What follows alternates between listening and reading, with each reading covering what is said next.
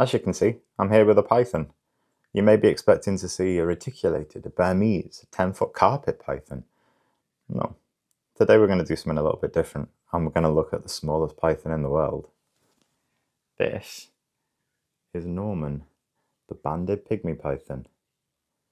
And we're going to look at why they're such amazing pets.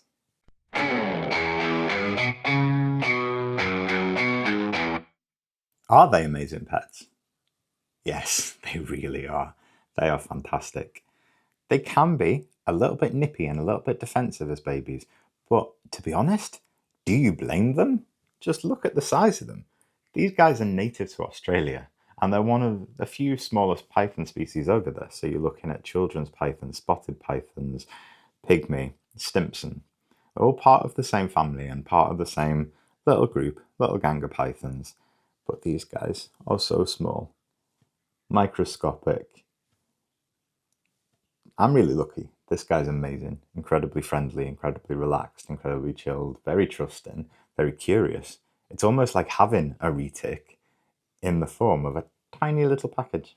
I love Norman. I don't know if you can tell. But if you were this size in a country full of large / venomous / dangerous animals, you'd be a little bit defensive as a baby.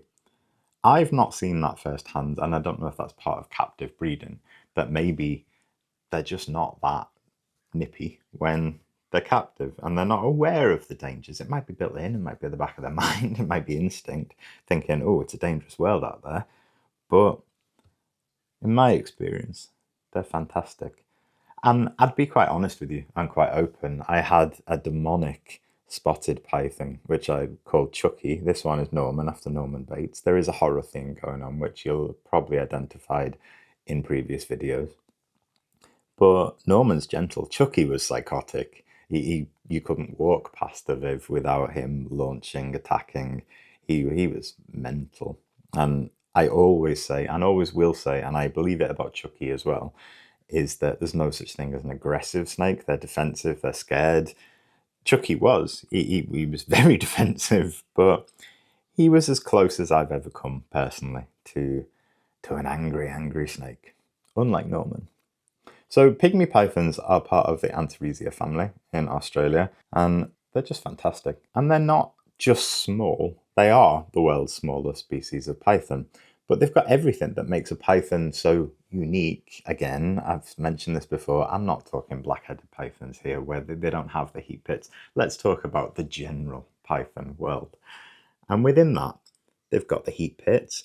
They've got the eyes of a retic. So they've got that round, perfect eye with the sort of vertical line down the middle with the pupil. And they watch you, their eye moves in the exact same way as a retic. But obviously, the care requirements are a lot different. I don't need to put this guy in an 8-10 foot Viv. He can live quite happily forever in a medium-sized Viv where he's got room to explore, room to climb, and it's like a mansion for him. His Viv is one of the smaller Vivs in my reptile room, but for him, it's like a whole world. He's got climbing opportunities, and he's got quite a lot of floor space for his size relative.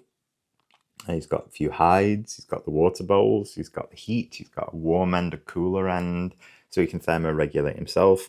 This guy likes to sleep under a rock and ignores his hides. He just constantly sleeps under his rock.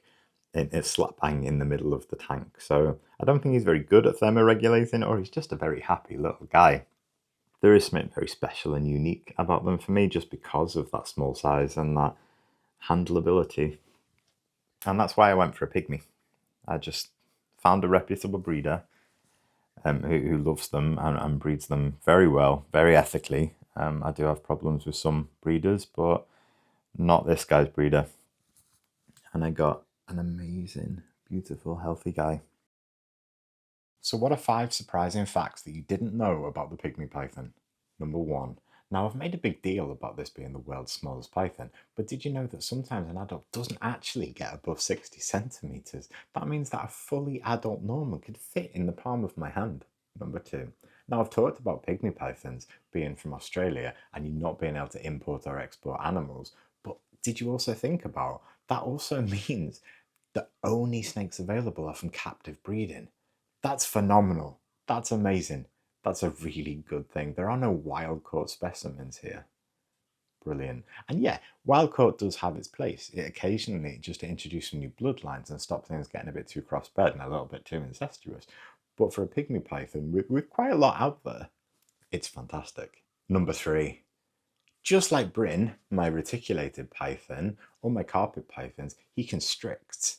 He isn't just this tiny little helpless bit of string. He's actually got that full-on python constrictor instinct and way of attacking, holding his prey while he eats. He's phenomenal. He's a little tiny eating machine. Number 4. They shelter in termite mounds in the wild. That's why hide in their tank is essential, because they don't climb up trees. Yeah, Norman likes to climb around his tank, but they aren't found hiding in trees. They're found in these tiny little termite mounds. Make sure you've got a hide, because these guys, they like to be snug, they like to be secure. And snug for a python that's that size, very, very small. Number 5. Despite his tiny little size, he's going to live for about 20 years. There isn't something wrong with them. They haven't been bred to be, say, a super dwarf or a dwarf retic. These guys are just naturally small, but it hasn't affected their lifespan. You've got 20 years with these guys, and that is amazing. You know what would make Norman's day? Is if you liked and subscribed. It would be really helpful. We are a really small, new channel. We're growing, but we're tiny and we're new. And any likes and subscribes, so comment down below. Do you own one of these species of python, especially the pygmy? Like, subscribe, comment, engage. That would be so helpful and so amazing. We've had so many lovely comments and so much brilliant feedback. And I'd just love for a few more people to be able to see it. So if you could help us out, that would be swell. Thank you. They've kind of got the same derpy little face as a sand boa, where the eyes sort of pop out, especially when he's eating. It's quite comical watching him eat. But again, with the size, it's not just the size of the snake. You're also looking at much smaller food, obviously, for life. So if you love that personality of a retic, I'm not saying they're identical, but they're similar. And if you love that, but you don't particularly want to be feeding giant farm animals to your mainland retic, or rats, mice, guinea pigs, rabbits, quails, etc., to a dwarf or a super dwarf, then the pygmy python, they're a top choice. Couldn't recommend them enough. And yeah, I've had a large variety of species, but I definitely fell in love with this guy. Now, one thing was that he was quite picky and quite fussy to get started on eating. So he wasn't, say, a boa or a retic or a bam, where that they will, or a carpet python, especially in my experience, they will start eating almost immediately, straight away, and they will want to eat everything you give to them. He took a while. He took a couple of refused feeds before I had to sit on the floor with him gently for about 30 minutes, just sort of gently teasing him. I could see he was interested, otherwise I wouldn't have kept pressuring him. I'd have just left it in the tank and come back maybe an hour or two later, and if it hadn't gone, I'd have tried again. But I could see he was interested. He was just slightly intimidated. So we've spoken about this in previous videos, especially with me and Morgan, about breaking the rules. Instead of the general rule, which I do respect mostly, of allowing, say, 2 or 3 feeds before you start handling, I could see this guy was interested. I could see he was hungry, but I could also see that he was timid and he was shy. So I started copying Morgan with the choice handling. I started letting him get to know me and feel safe. I started treating him the way I treat all my snakes and all my reptiles. And the next feed, he ate. Now, I'm not saying that's a rule for everyone to follow. I've done this for a long time, and every single keeper will have their own way of doing things. And I know the general rule, and I'm not arguing against it.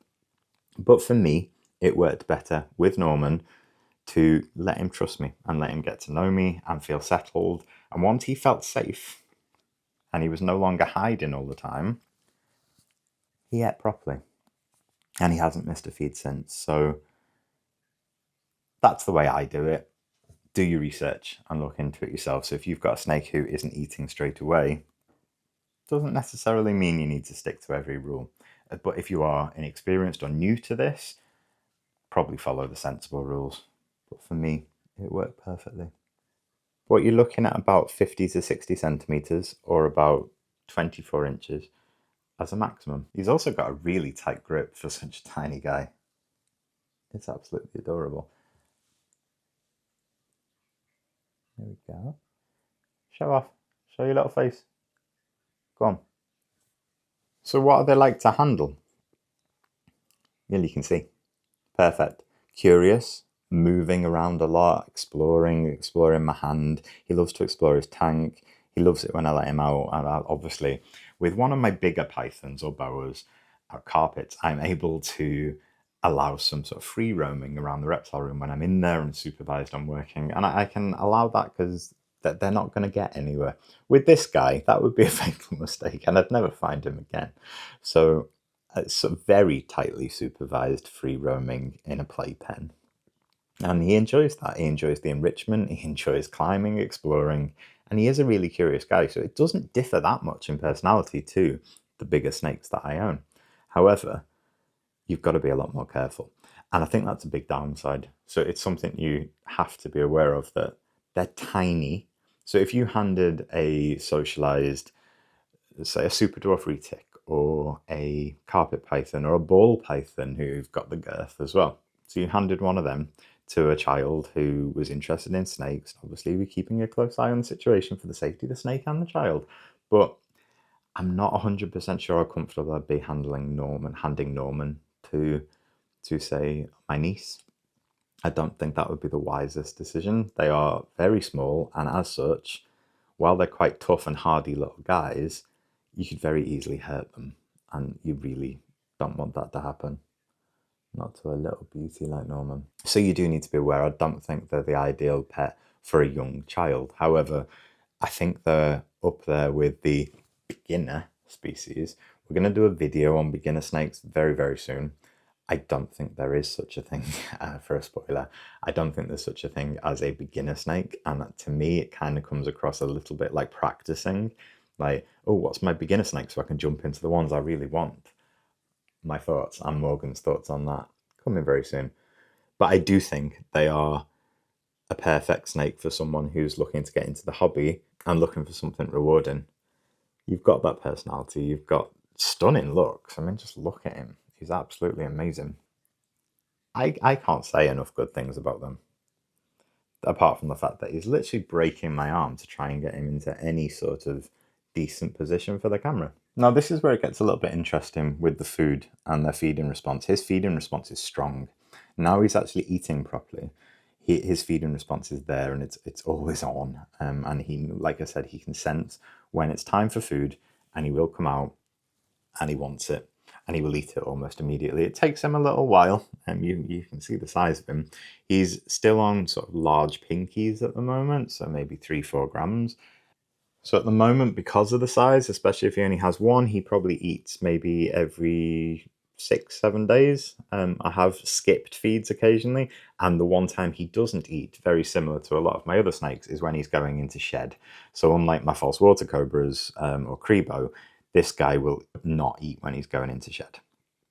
So that's something else to remember. So it's a sign. He goes a little bit dull. He's freshly shed at the moment, so he's looking absolutely beautiful. But he goes a little bit dull and he goes off his food and he's not as inquisitive. So when I'm working in the reptile room, he normally, oh my God, how adorable is that? And when I'm working in the reptile room, he's not as inquisitive when he's going into shed. So he's itchy, his skin's coming off, he's feeling a little bit uncomfortable. He's got this layer of oil between his skin, and he doesn't really want to come out and play, and he doesn't want food. I wouldn't say that they are the best pet snake, but they might be the best pet snake for you. They might be the best one that you need, the one you've been looking for, the one that you really want. I've sort of gone into Greece, and I don't know where that came from, but maybe he just makes me feel musical and happy, and he really does. They are just a little scaly worm. He will get bigger, but honestly, it's like I can't find any cons. I wanted to give an honest, deep dive into them. But what could there possibly be that you don't love about a pygmy python? If you're into snakes, come on. It's not like they need a lot of space. give a guy a home. They're so cool. And they're so interesting to be with, talk about, play with. If you're looking for something unique, yeah, you can't go wrong. Take care, and I'll see you soon. Hello. If you want to see more of these snakes and the rest of the snakes in the reptile room, give us a like, give us a subscribe, and I'll see you soon.